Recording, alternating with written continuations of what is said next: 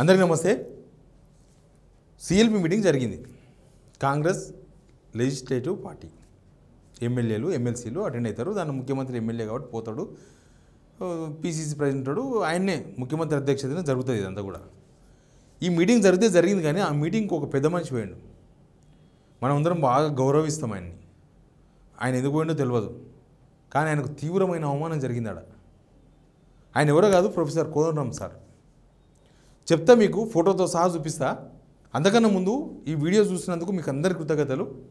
మీరు ఇప్పటిదాకా సిగ్నల్ టీవీని ఆదరించారు. ఇప్పుడు ఇంకా సబ్స్క్రైబ్ చేసుకున్న వాళ్ళు ఈ రైట్ సైడ్ బటన్ ఉంది సబ్స్క్రైబ్ అని, ఆ సబ్స్క్రైబ్ బటన్ నొక్కండి. సిగ్నల్ టీవీకి మద్దతుగా నిలబడండి. నేను మీ గొంతుగా పనిచేస్తా. అయితే ప్రొఫెసర్ కోదండరామ్ సార్ అంటే మనకు ఒక గౌరవం అయితే ఉంది కదా. మనం అప్పుడప్పుడు విమర్శిస్తాం. ఏమని? ప్రశ్నిస్తలేని సార్, ప్రశ్నించండి సార్, బాధితుల తరఫున మాట్లాడండి సార్, మీరు గవర్నమెంట్లో భాగం కాబట్టి కనీసం వాళ్ళ తరఫున గవర్నమెంట్తో డీల్ చేయండి సార్, ఇప్పుడు నిరుద్యోగులు ఉన్నారు వాళ్ళతో మాట్లాడండి సార్ అడుగుతాం కదా మనం. సార్ పలానా రైతులు గ్రీన్ ఫీల్డ్ అని వాళ్ళు ఏదో ఇబ్బంది పడుతున్నారు, మాట్లాడండి సార్. లేదా త్రిబులార్ అని చెప్పేసి భువనగిరిలో రైతులంతా ఇబ్బంది పడుతున్నారు, మాట్లాడండి సార్. నీళ్ళు లేక రైతులు ఇబ్బంది పడుతున్నారు, మాట్లాడండి సార్ అంటాం కదా. కనీసం ప్రశ్నించండి, కనీసం నేను గవర్నమెంట్లో భాగం అనుకుంటే మాట్లాడండి అని. అవి చేస్తలేడు. మనం అది విమర్శిస్తాం. తెలంగాణ జనం ఎవరు అనుకుంటారు. ఎందుకంటే కాంగ్రెస్ను మొత్తం భుజాన్ని వేసుకొని ఓట్లు ఇప్పించిండు. కోదండరామ్ సార్ నమ్మి కూడా ఓట్లు వేసిన వాళ్ళు ఉన్నారు. ఆయన పార్టీకి వేయకపోవచ్చు, తెలంగాణ జనసమితికి, కానీ కాంగ్రెస్కి అయితే వేసిండు కదా. అంతకుముందు ప్రభుత్వాన్ని మీద జనాల్లో వ్యతిరేకత తేగలిగింది కదా. అయితే ఇప్పుడు ఈ ఫోటో చూడండి ఒకసారి. ఈ ఫోటో చూసిన తర్వాత కోదండరామ్ సార్ గౌరవం ఏంది, ఆయనకున్న కాంగ్రెస్ పార్టీ ఇస్తున్న గౌరవం ఏంది అనేది చూద్దాం. ఒకసారి ఈ ఫోటో చూడండి. ఫోటోలు చాలా ఉన్నాయి, బట్ ఈ ఫోటో చాలా ఇంపార్టెంట్ ఫోటో. ఇగో సోర్సిరెడ్డి గారు ఉన్నారు, బోధన్ ఎమ్మెల్యే. ఇంకో మెదక్ ఎమ్మెల్యే మైనపల్లి రోహిత్. మొత్తం కాంగ్రెస్ కన్నా మర్చిపెట్టేసి పెళ్లికి వచ్చినట్టు వచ్చింది, పెళ్లి బంతిలో కూర్చున్నారు. ఓకే, వెనుక చూడండి.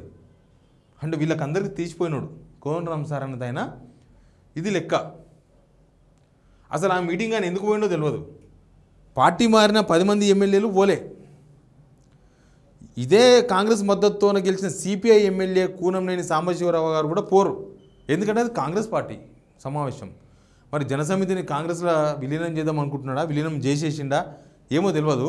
పోయి ఇజ్జత్ తీసుకోవడం ఎందుకు, ఇట్లా పోయి వెనుక కూర్చున్నాడు ఆయన. అయితే అడిగిన నేను, ఏంది పాపం ఎందుకు అట్లా కోదండరామ్ సార్ నువ్వు అవమానించారు, ఏం జరిగిందని చెప్పి మనకు తెలిసిన వాళ్ళతో మాట్లాడిన దానిలో ఆ మీటింగ్లో ఉన్న వాళ్ళతో, అంటే ఎవరో ఎమ్మెల్యేతో మాట్లాడతాం కదా. ఆయన 5 minutes లేట్గా వచ్చింది సార్ అన్నారు. 5 minutes లేట్గా వస్తే పెద్ద మనిషి వస్తే కొద్దిగా జరిగి సీట్లు ఇవ్వలేరా?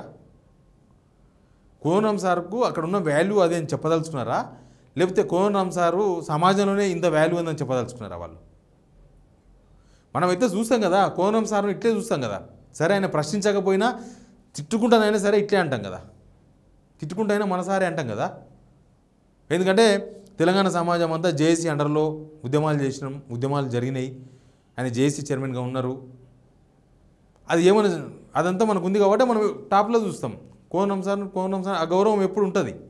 కానీ ఇట్లా ఈ గౌరవం లేని చోట ఆయన ఎందుకున్నాడో నాకు అర్థం కాలేదు. ఆయన పోయినప్పుడు కనీసం వాడు సీట్ ఖాళీ చేసి ఇచ్చే మర్యాద ఉండాలి. అంతకుముందు కేసీఆర్ గవర్నమెంట్లో కేసీఆర్తో మంచిగా ఉన్నప్పుడైతే కేసీఆర్ పక్కనే ఉంటుండే, అందరికీ తెలుసు ఆ విషయం. ఇంకొక తర్వాత విభేదాలు వచ్చినాయి, ఆయన బయటకు వచ్చినాక ఆయన మీటింగ్లకు అటెండ్ కాలేదు, అది వేరే విషయం. కానీ ఇప్పుడు ఈయన కోదండరామ్ సార్ కన్నా ఎక్కువ ఎవరు నాకు అర్థం కావాలంటే, వీళ్ళు ఎమ్మెల్యేలుగా గెలిస్తే ఎక్కువనా, లేకపోతే మేము ఇచ్చిన ఎమ్మెల్సీ సీట్ పడేసినాం మీకు పడి ఉండరని చెప్పి కోదండరామ్ సార్కి ఏమైనా సంకేతాలు ఇస్తుండ్రా? అంటే మనకే ఇట్లా అనిపిస్తుంది, ఆయనకేమో అనిపిస్తలేదా పెద్ద మనిషికి? మనకే అరే మన సార్ని అట్లా చేస్తున్నారు, మన సార్ని ఇట్లా కూర్చోబెట్టినరు, వీళ్ళే మనుషులు అనిపిస్తుంది కదా.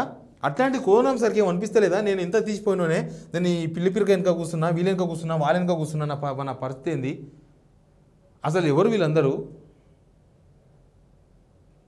తెలంగాణ ఉద్యమం చేసినాడేమో వెనుక కూర్చున్నాడు, వీళ్ళేమో ముందర కూర్చున్నారు. ఇది వీళ్ళని తిట్టాలనా లేకపోతే ఈయనని తిట్టాలనా? ఆయన పట్టించుకోవాలని చెప్పి వీళ్ళ మీద మాట్లాడాలనా, లేకపోతే పట్టించుకున్న దగ్గరికి ఎందుకోనేమని చెప్పేసి పెద్ద మనిషి అనాలనా? కోదండరామ్ సార్ ఆలోచించుకోవాలి.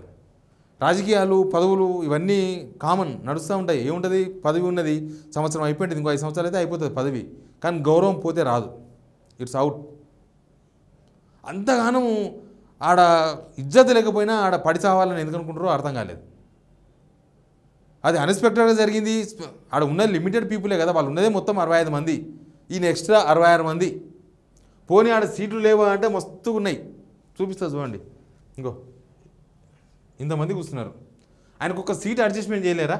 ఒక పెద్ద మనిషికి ఒక సీటు. నాకు తెలిసి నాకు తెలిసిన వరకైతే కోనం సార్ నాకు తెలిసి ఇక్కడ ఉండాలి ఎక్కడనో, లేకపోతే పోనే పోతా. ఆ మీటింగ్ ఎందుకు పోవాలి? మంది పెళ్ళికి పోవడం ఎందుకు? ఆడ భోజనం పెట్టాలని చెప్పేసి ముఖం మార్చుకోవడం ఎందుకు?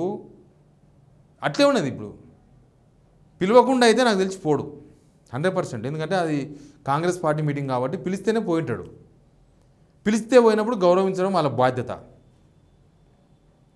పిలవకుండా పోతే అది కోరం సార్ తప్పే అవుతుంది. మరి ఆయన ఎందుకంత ఊరుతుండో కాంగ్రెస్ మీటింగ్లో పోయి కూర్చొని ఏమైందనుకుంటుండో కాంగ్రెస్లో. ఇంకా అది కూడా సమాజానికి చెప్పాలి. ఆయన ఉత్తగా ఎమ్మెల్సీ పదవి వచ్చింది కాబట్టి ఇంకా నేను గంగలు కలుస్తా అంటే కష్టం కదా. ఒక ఉద్యమకారుడు, ఉద్యమం నడిపించిన వ్యక్తి అట్లా దారుణంగా నాకైతే బాధ అనిపించింది. అది ఎక్కడ పోయినా కూడా అవమానం అనేది కరెక్ట్ కాదు. కోదండం సార్ వెనక కూర్చోబెట్టినందుకు వీళ్ళందరూ ఏం ఫీల్ అవుతారో కానీ తెలంగాణ సమాజం అయితే కొద్దిగా ఆలోచిస్తుంది కదా. ఫోటో చూస్తే నాకు బాధ అనిపించింది. అసలు ఈ ఎమ్మెల్యేలు ఎవరు, ఆయన ఎవరు, అడవి కూర్చోవడం ఏంది, వెనక సీట్లో కూర్చోవడం ఏంది అని గోడ కానుకొని మూలకు ఇట్లే ఉన్నది. కేకే పరిస్థితి అట్లే ఉన్నది. కేకే వస్తే కూడా వెనక కూర్చోవలసిందే, గేట్ కాడ కూర్చోవలసిందే. కానీ అది కోదండం సార్ అర్థం చేసుకోవాలి. ఏంది మన స్టేచర్ అనేది ఉంటుంది, ప్రతి మనిషి స్టేచర్ అనేది ఖచ్చితంగా ఉంటుంది.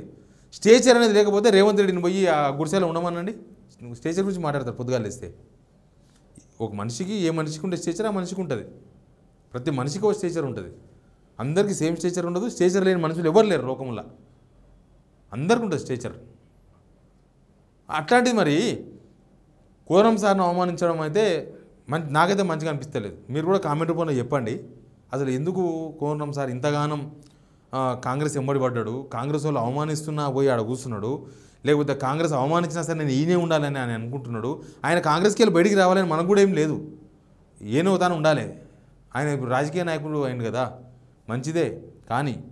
కానీ అవమానించబడి మన ఆత్మగౌరవం అంతా పోయి మన తలకాయ తాకట్టు పెట్టి ఆడ కూర్చోవాల్సిన అవసరం ఏంది అనేది పెద్ద చర్చ. ఇది ఒక పెద్ద మనిషి, MLC, professor, retired professor, JAC నడిపించిన ఆయన, తెలంగాణ ఉద్యమం నడిపించిన ఆయన అట్లా కూర్చుంటే సులభుది అవుతుందా ఎవరికన్నా? కోరం సార్ ఖచ్చితంగా దీని మీద వివరణ ఇవ్వాలని నేను కోరుకుంటున్నా. లేకపోతే ఆ కాంగ్రెస్ వాళ్ళన్నా వివరణ ఇవ్వాలి. ఎవరి వివరణ ఇచ్చినా ఆ ఫోటో చూసిన తర్వాత అయితే కోరం సార్ మీద మనలంటలో గౌరవం పోదు. కానీ ఉంటారు కదా, ఈయనే మనిషి, ఆయన కాంగ్రెస్లోనే వాల్యూ లేదు, వెనుక కూర్చున్నాడు, ఆయనకి ఉంటుంది కదా, అది మాత్రం మంచిది కాదు. కోరం సార్కు మంచిది కాదు, ఉన్న కాంగ్రెస్ వాళ్ళకి మంచిది కాదు. కనీసం ఆయన వస్తే ఓ ఎమ్మెల్యేని లిప్ కూర్చోబెడితే ఉన్న రేవంత్ రెడ్డికి ఉన్న పుత్తురాయి పోతుందా? అంటే రేవంత్ రెడ్డి నేను సీఎం స్టేచర్, కోదండరామ్ దాన్ని నేను బిస్కెట్ పడేస్తే ఎమ్మెల్సీ ఆయన స్టేచర్ అనుకుంటుండా, నా స్టేచర్ కాదనుకుంటా రేవంత్ రెడ్డి గారు. అడో ఎమ్మెల్యేని వెనకకు కూర్చోబెట్టి ఈయన ముందర కూర్చోబెట్టి అయ్యేదేమున్నది? లేకపోతే అసలు మీకు సంబంధం లేదు, వెళ్ళిపోండి అని బయటికి పంపించేది ఉండ్రి, అట్లా కూడా మర్యాదనే కదా ఆయన సంబంధం లేనప్పుడు. ఎనీవే ఈ ఫోటో వెరీ డేంజర్గా కనిపించింది నాకు. కోదండరామ్ సార్ పరువు ప్రతిష్ట సంబంధించిన ఇష్యూ ఇది. ఆయన మాట్లాడుతున్నాం, చూద్దాం. Please subscribe signal TV.